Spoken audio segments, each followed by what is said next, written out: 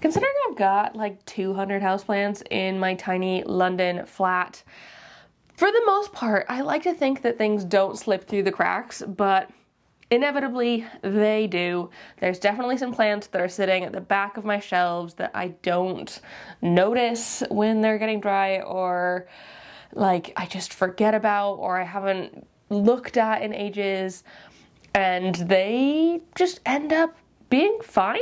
Some plants absolutely would not tolerate that sort of neglect, but there's definitely some plants in my collection that are not only surviving, but somewhat thriving as well under my neglectful conditions. And I wanted to share some of those with you today in this video. So I'm going to be talking about plants that I neglect and are still doing absolutely fine. Before we get into that though, I want to say if you're new here and you don't know me already, hi, my name is Emma and I make houseplanty content all over the internet. So if you want to follow along with my houseplanty journey and maybe learn something along the way, stick around, watch more of my videos, and subscribe to my channel.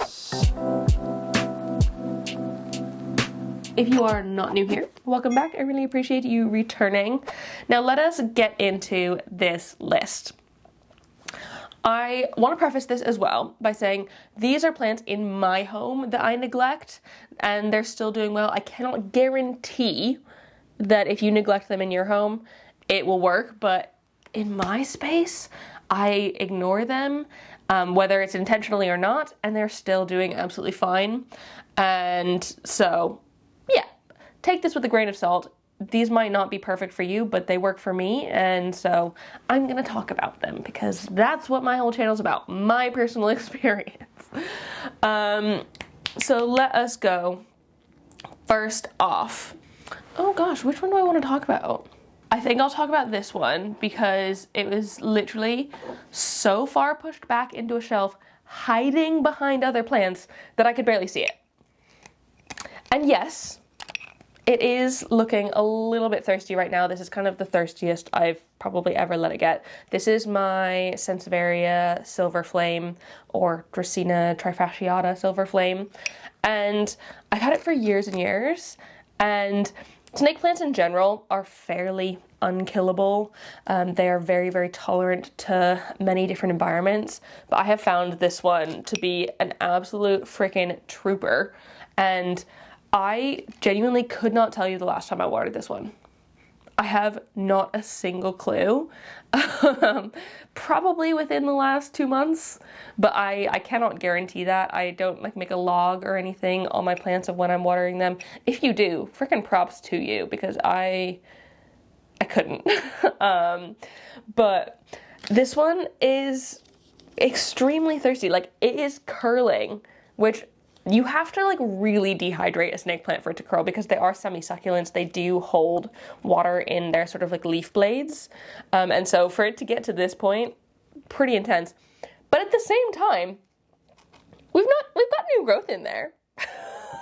So like obviously it's not that unhappy. I like the fact that it's still putting out new growth even though I'm barely watering it. I've barely looked at it. I don't even think I can physically see it like from a distance in my home. I'll put some B-roll in of where it's situated. But yeah, it's doing really, really well. Like I said, I very, very rarely water this one. I probably need to give it a water after this video. I think all of these plants are probably quite dry right now. So that's just a testament because in general, I'm an underwaterer, but these ones can tolerate like extreme underwatering. At least in my home. So yeah, I don't even dust this one. I'm pretty sure this one was one that I didn't wash the sulfur spots off for like a year. And that's how much I was paying attention to it. Very, very little. And it's still absolutely fine and growing some new growth in there. And so I'm very, very happy with it. I think it does get grow light. That's kind of the only thing that it is benefiting from. But for the most part, it's pretty much being neglected and it's absolutely fine.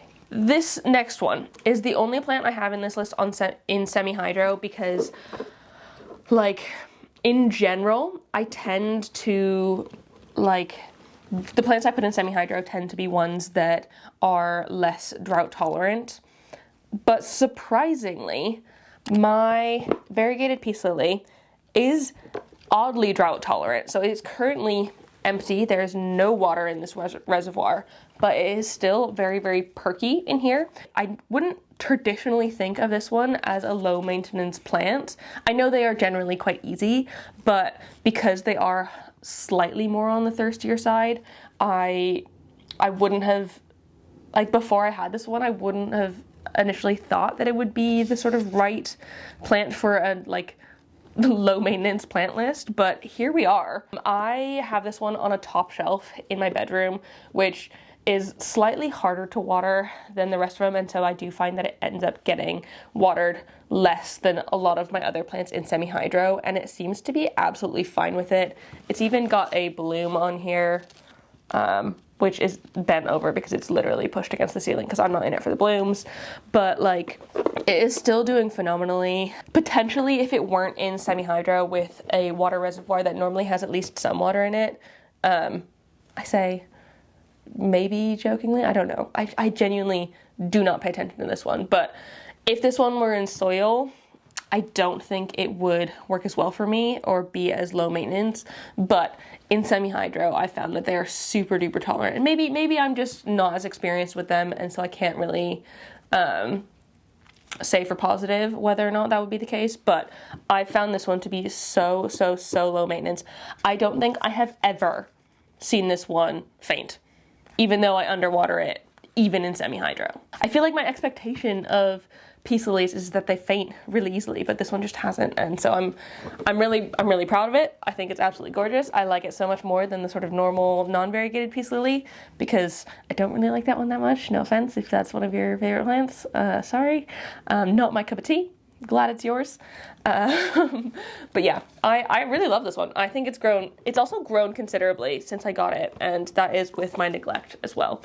I'll see if I can find footage or whatever of when I just got it, because it was definitely a lot smaller and like less dense.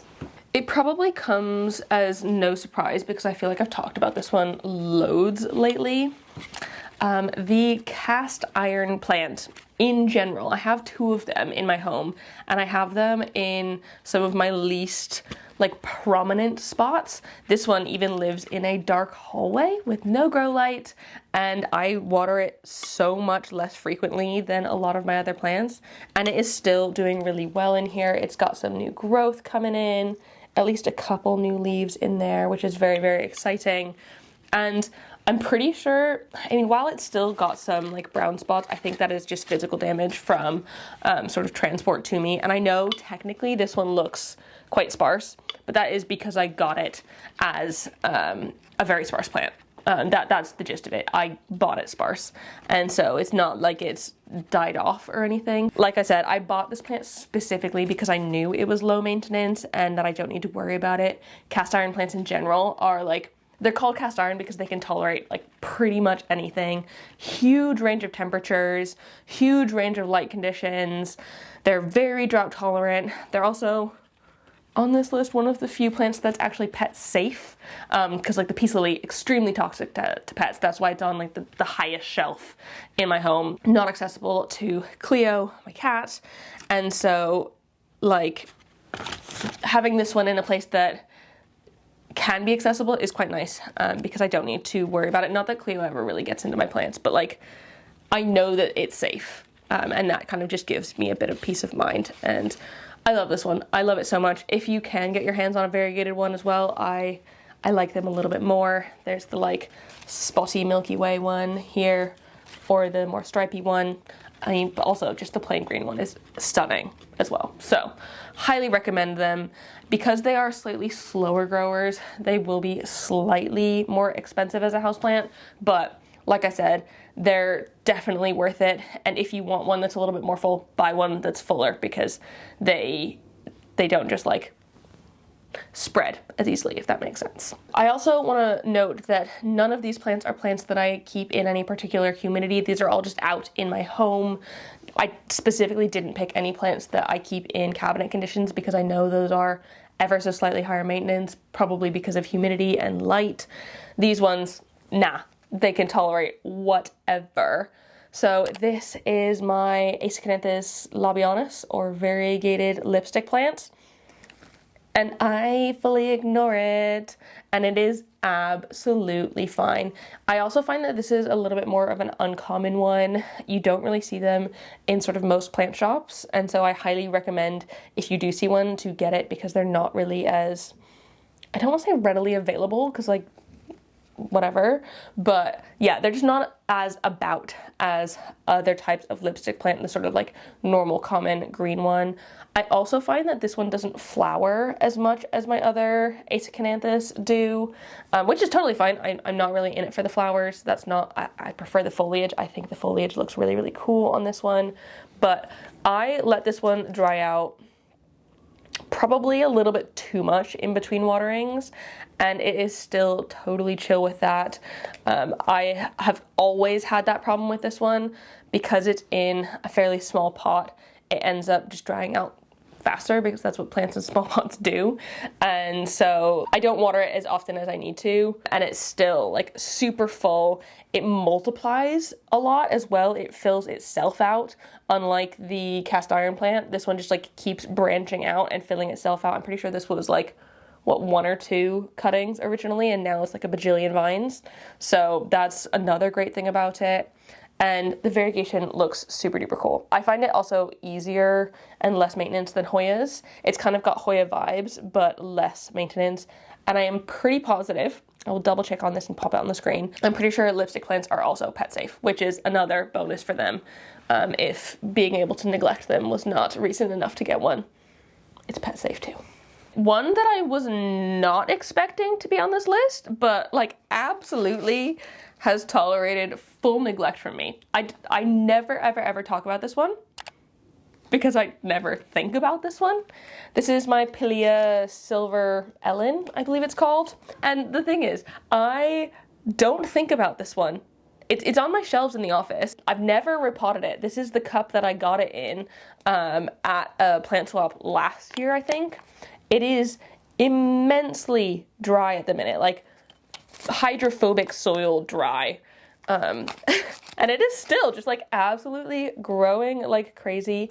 This one does faint a little bit if it is thirsty, but the fact that it's bone dry right now and again not fainted bodes well for it. I do really like it. Y'all know I do love a bit of a silver plant, and I feel like the only reason I haven't put this one on a plants I'm willing to get rid of list, because like if this required any more maintenance than the very minimal that I give it, I don't care. I don't need that sort of thing. Like, I think it's cool, but it doesn't, like, I feel like Pileas in general, they're not like sort of my favorite sorts of plants, and I find the Pilea peperomioides really, really difficult personally.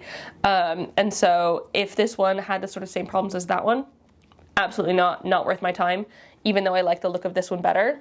But I literally ignore this, and it is still growing so well. And again, it started out as one cutting, and it's got like multiple stems in there. I've not chopped and propped it. Like I said, I've left it in this exact cup that I got it in originally, and it is grown phenomenally and like definitely sized up as well. You can see there's like smaller leaves down at the bottom, and then at the top it's gotten to be quite a decent size, and I'm really happy with it. I basically just water it when it faints, and I'm surprised it hasn't fainted yet, considering it is like bone dry. I will water all of these plants after this video because they deserve it, but that one I don't touch, and it's absolutely fine. I guess we're gonna do like a little succulent section, because I've got a couple succulent-y things, just 2. First up, we have the Jade Plant here, the Crassula ovata, and this one, again, I do not touch, aside from, what was it, maybe like 6 months ago, I chopped the tops off of each of them because they were getting quite tall. So I decided to behead all of them, and now every single one of those spots where I've chopped has grown into multiple growth points. So I'm basically bushing it out a little bit. But also, one of the things I love about jade plants is that they propagate themselves. I did not actively propagate this little bit at the bottom. I'm pretty sure a leaf fell onto the soil, So one like this, and you can see this one's just starting to root in there. A leaf like that fell into the soil and it propagated itself. And I'm pretty positive, again, this is bone dry. I'm pretty positive when I go about watering, I don't water things like this plant. I tend to not water my like more succulent-y plants, like my snake plants, jade plant, the next one I'm going to show you as well. I don't water them every time I water a lot of the other plants in my collection because that would probably be too much for them, I think. Maybe they would like it, but I don't do it, so like it doesn't matter. And while this one grows personally a little bit slowly for me, I've had it for years. I don't think about it at all, and it is still really, really doing well. I haven't repotted it in ages as well. You can see it's got lots of roots coming out of the bottom. Maybe I should because it is starting to get a little bit heavy. But as long as you have it in sort of a weighty cash pot, like I could probably put this in terracotta even. I don't personally like terracotta. I don't have any plants in terracotta in my home. It's not really my cup of tea, but I could probably put it in terracotta and it would be totally fine. And with this one, a telltale sign that it's thirsty is if the leaves start to go a bit wrinkly and squishy. But again, see, this is what I don't understand. Like, this is bone dry and it's still not like showing signs of unhappiness or like that it's ready to be watered. I will water it because it would probably prefer that than to get too wrinkly because I think they don't like that happening over and over again. But it is still like plump as anything. Like there's no squish on these leaves at all, which is great. And then the other succulent-y guy I've got, who's a little bit wild at the minute, is my felt bush calancho, which I propagated from a leaf cutting, which I suck at doing for succulents. The jade plant does itself. This one, I just like put it on top of some soil and like it kind of just worked. It's also just dropping leaves, but I do not think about this one ever. And it has grown very, very well for me, given I've been growing it for a few years now. So maybe if I was giving it a little bit more care, it could be a little bit bigger. But because I'm like not worried about it. And the fact that it's sized up to like this point has been great. I also really love how freaking soft this is. Like, oh my goodness. Can you see those like little velvety fibers on it? It is so incredibly soft. I think I probably need to like stake this up or something. And probably repot it because I'm pretty sure I haven't repotted it since I put it in this pot, probably maybe like 3 years ago. It's time to upgrade this one fairly soon, but again, this one is one that branches out kind of for itself. You can see there's new growth down here at the bottom, and I didn't put that there. It's just doing that on its own, and I love it. I think it's so cool. Again, I do not water this one that much. It's also got like loads of like really crazy aerial roots. Not really sure if that's because it's just, I feel like my home in general is quite humid. It's about 60% humidity, so take with that what you will. And that could be too much for a succulent like this. And that might be why it's like trying to grow aerial roots out. But I don't know. Or is it just trying to like find more soil to branch and sort of like trail? I don't know. Does anyone have experience with the felt bush? If so, let me know what his preferred growing style is. I mean, I probably could just Google it, but you know, I've not so far, and I've gotten, it's doing pretty well, so I'm not worried about it. But it's just so like fun and fuzzy, and I ignore it, fully ignore it, and it's totally fine. And then we have my Pothos Enjoy here, which I'm absolutely obsessed with. I love the Pothos Enjoy, but I fully ignore it. It's also immensely dusty at the minute. Like, oh, look how dusty that is. That's actually quite bad. So I obviously do not pay attention to this one as much as I probably could, but it is still growing in there, getting longer. I think one of my favorite things about the Enjoy is the sort of growth pattern. It kind of grows in a bit of a tangled mess, which makes it look a lot fuller. I do not water this one regularly. I haven't repot this one in years. This one lives above my bed, and those are the plants I pay attention to the least in my collection, and it's still growing great. Epipremnums in general, pothos, tend to be really, really low maintenance, but I find that things like my golden pothos and my marble queen, those will wilt sooner than my Enjoy does. And I don't know if that's just because they're bigger plants or what.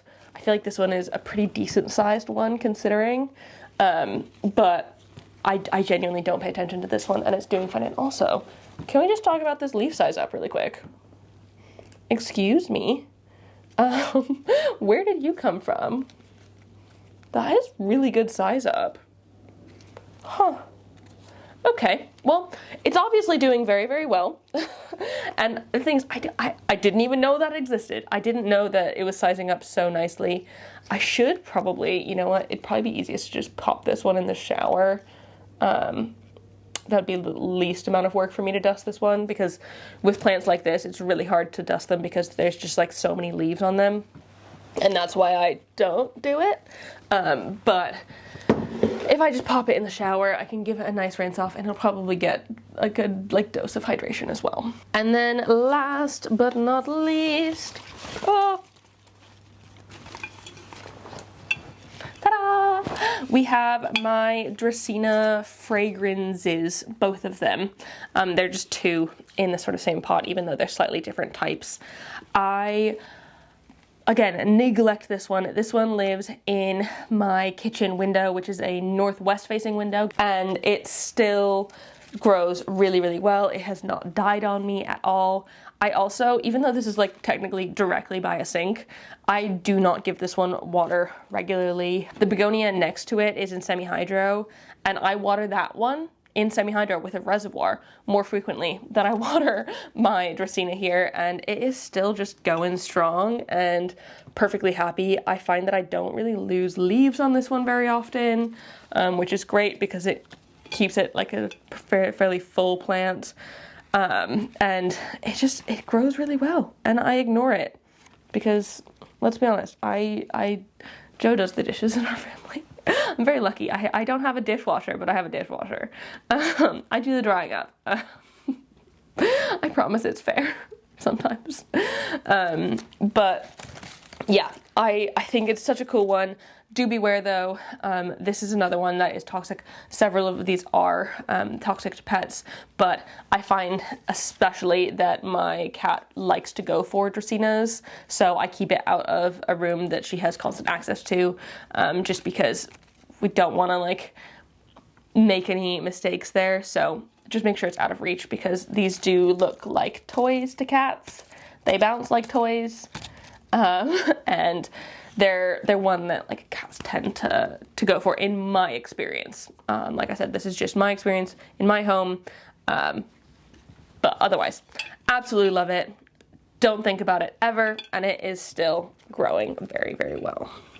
So yeah, that is it. Those are the plants in my home that I full on neglect, and they are still going for it, growing strong, happy as clams, and doing really well, which makes me happy. I enjoy not having to like worry about every single plant, because I feel like with a lot of tropical plants, there's a lot of worry going on. There's a lot of things that need specific ideal conditions. These ones I don't need to think about, and they still absolutely love me, and for that I love them.